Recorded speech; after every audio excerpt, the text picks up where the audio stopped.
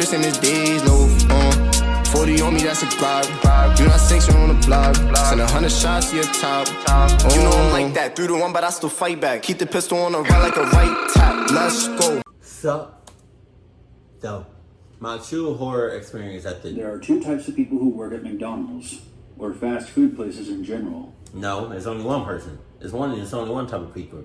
What? There's only one type of person that works at McDonald's. And can you guess what that is? Yeah, yo. It's a clucky.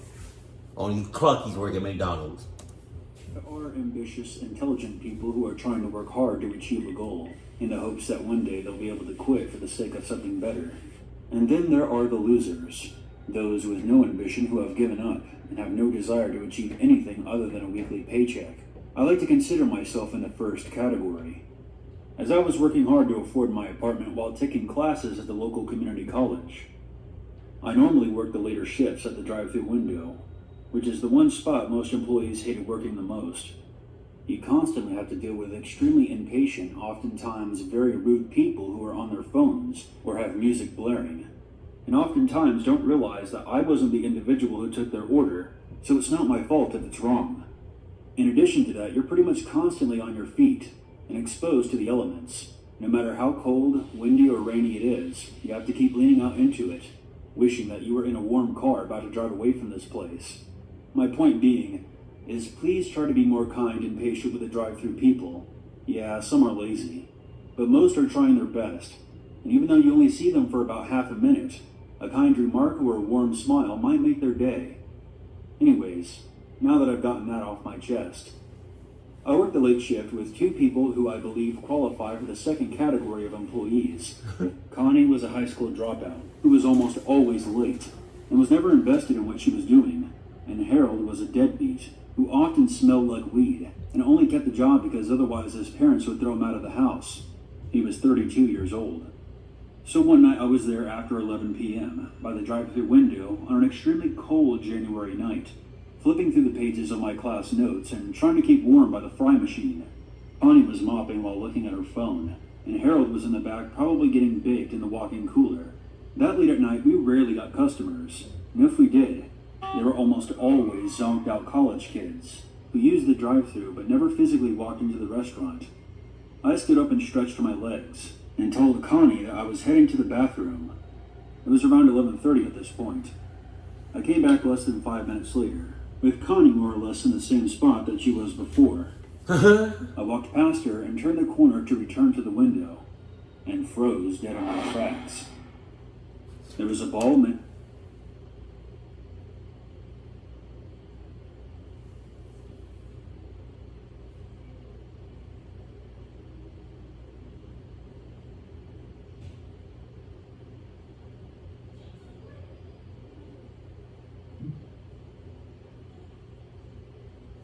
What's her name? That's the one that's mopping?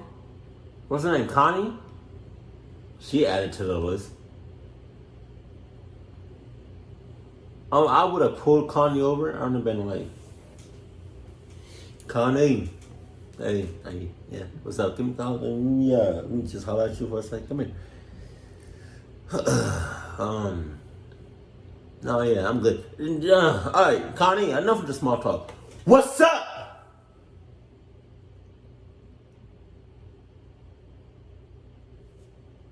What's up?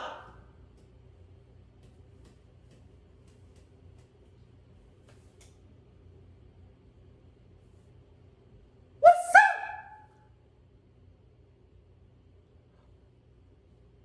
up? What you mean? What? How'd you? He's right. What? Connie.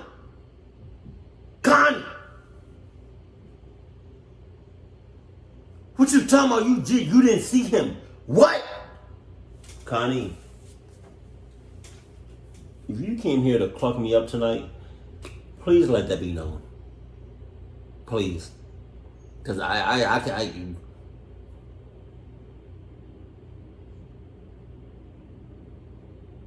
Connie.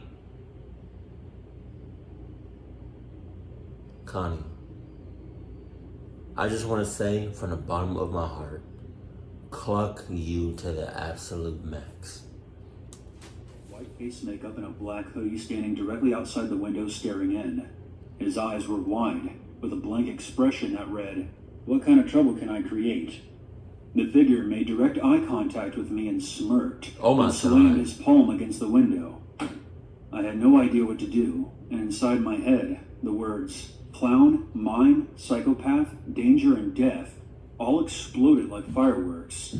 The window was already shut and locked to protect myself from the cold, but the doors were all unlocked, and this person could easily walk right in and grab any one of us if he wanted to. God In damn. my head, I kept referring to it as he, but honestly, I had no idea what the gender was. The outfit and makeup made the stranger look androgynous. Open. Drawing up. No. Cluck you. I'm about to haul ass. I don't know what Connie about to do, but I'm about to haul ass. Connie.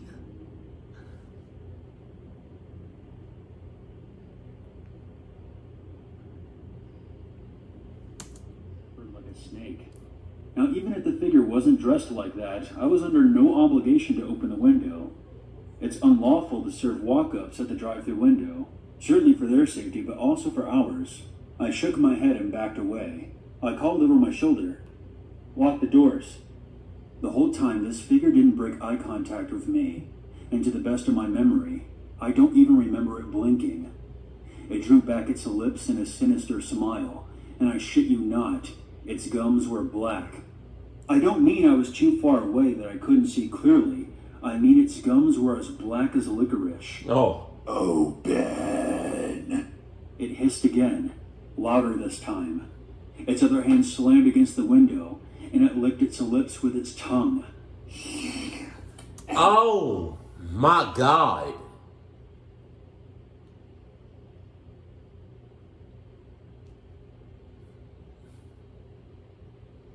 The fact that y'all are having any type of communication, any type of anything with this person, this thing, is beyond me. That's when a third hand slammed itself into the window. Oh shit!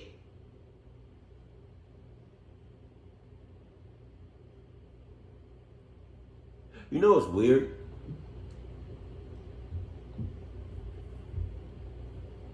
I'm gonna just say person because I don't know what the gender is.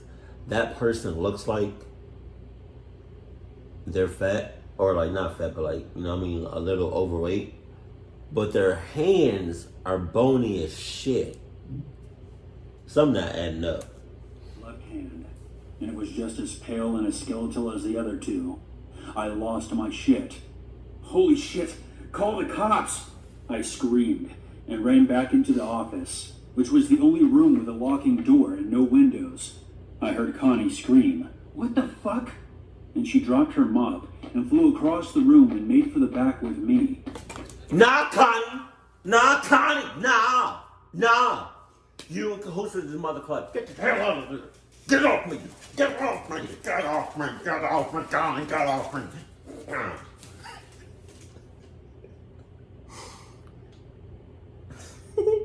That's what Connie get. I'm sorry, like, how do you don't miss something like that? You don't miss that at all.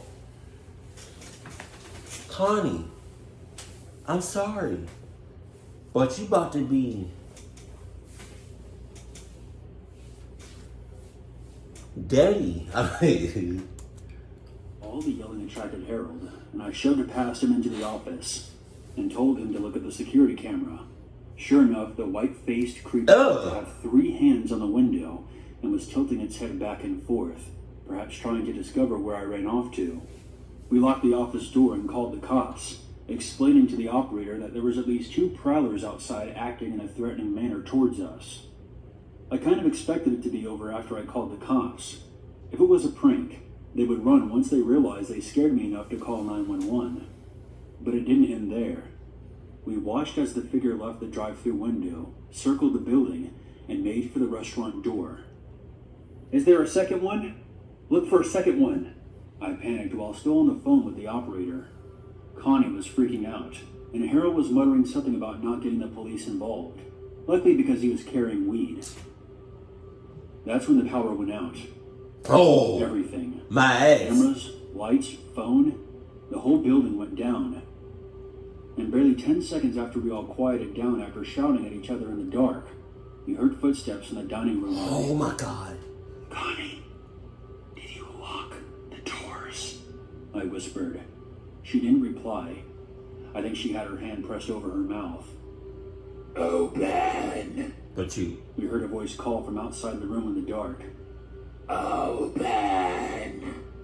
The shout came at least 3 more times, circling from the kitchen to right off the hallway where we were hiding.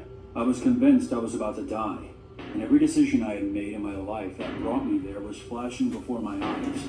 We heard footsteps pass the office. After another few minutes, we heard the wail of police sirens outside, and at any moment, we expected to hear gunfire and the police shouting at someone to get on the ground, but we never did. We waited until the police identified themselves, and opened the door and ran out into the parking lot. Since the power was down, we couldn't show the cops the security footage, so we just told them what we saw. They swept the whole building and said it was clear. The owner of that particular franchise store showed up about an hour later, after Harold and Connie had left. I waited for the power to be restored, so an officer could escort me back inside to collect my belongings. The next day, my manager called me and asked me to... No. What do you mean the cop said it was clear? Like clear like it's safe to go in, or clear like it was nobody ever here? Because hold on, let's go back to this scene. This. Explain that. What you talking about? You look like y'all got him right there. Unless y'all in cahoots. Why everybody gotta be in cahoots? To collect my belongings. The next day, my manager called me and asked me to work the night shift. Wow. I asked him if the creep from last night had been caught. When he said, "There was no creep," I told him I quit and hung up the phone. This story is completely true. I have no idea what caused the power outage, which apparently erased all the security footage from the day.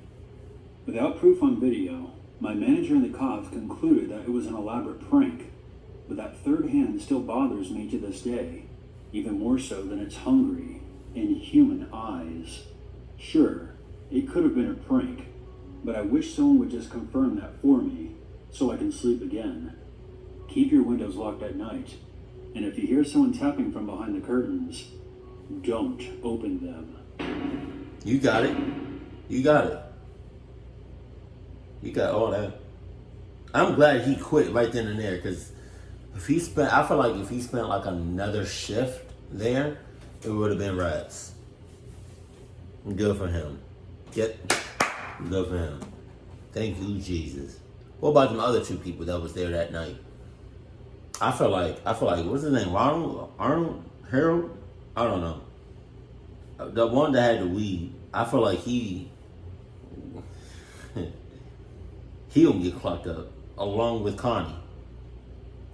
Connie, I just want to know, like, how did you miss? You know what? Everyone, keep it cool, keep it classy, and I love you. Stay happy, my family.